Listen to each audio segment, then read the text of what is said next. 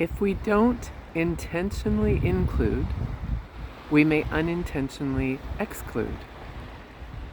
I'm Christine Saxon. I am out here in the beautiful waters around Vancouver Island, and I'm here to talk to you about paddle your own boat, about paddling. That concept of intentionality is so important.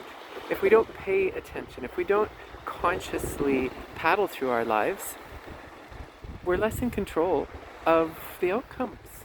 Not that we can control the outcomes, but we're less in our power, less in our agency. I remember the first time I heard that expression, if we don't intentionally include, we may unintentionally exclude. And it was powerful.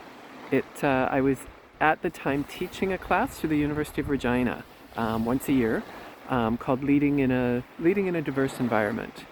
So it was about diversity, inclusion, and I remember thinking, right, okay, how do I do this then? How do I intentionally create a classroom environment where we are including? How do I include everyone? And all right, let's dig into this. That's when I around that same time I learned about the concept of microaggressions. If you're not yet familiar with microaggressions, look them up.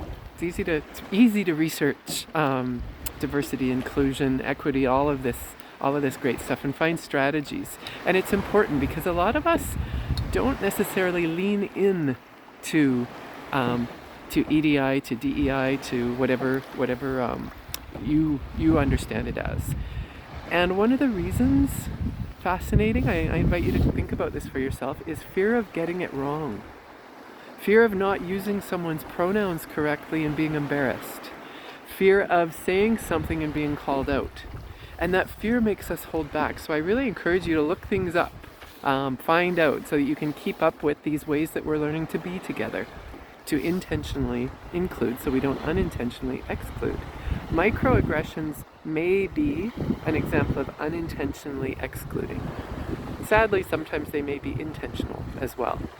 And microaggressions are just little day-to-day things, things we say, things we do, the way that things are set up in the world, that can make someone feel othered.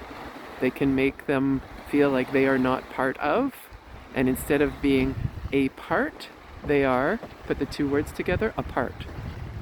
So we can unintentionally exclude without meaning to, and make people feel apart from the rest of us. We can other them instead of making them feel a part of. I talk about intentionality. I'm intentionally paddling with one hand here, and it's a great metaphor for life. We got some great weather going on.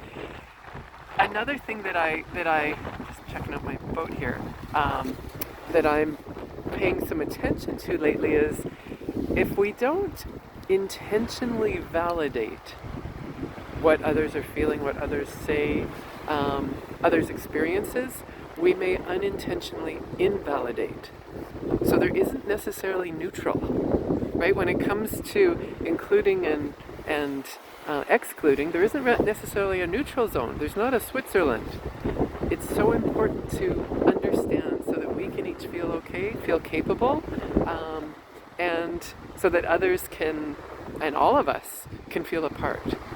So validating would be a skill to learn, if that's a gap for you. Validating looks like, it's interesting, I hear this often from people that I'm coaching or teaching, like in the coaching and mentoring class I teach for leaders, where it's not about, coaching isn't about fixing. And so a lot of people become leaders, and you might be going, oh yeah, this is sounding familiar, because we're good at fixing. We're good at resolving, at solving, at helping, stepping in. And sometimes that's not what's needed. Rather than saying, have you thought of? Or why don't you? Or, whatever comes out of our mouth out with good intention to fix something, rather than doing that, which can unintentionally invalidate someone, it's so much simpler and more effective to make someone feel a part of, rather than apart from. It's so much simpler to say things like this. Ah, I hear you. I can see why that would be hard. Oh, of course this has been important to you. And validate them. Validate first, and then maybe resolve together.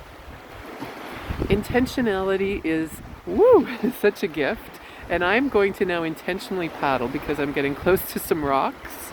And I wish you all powerful and purposeful paddling.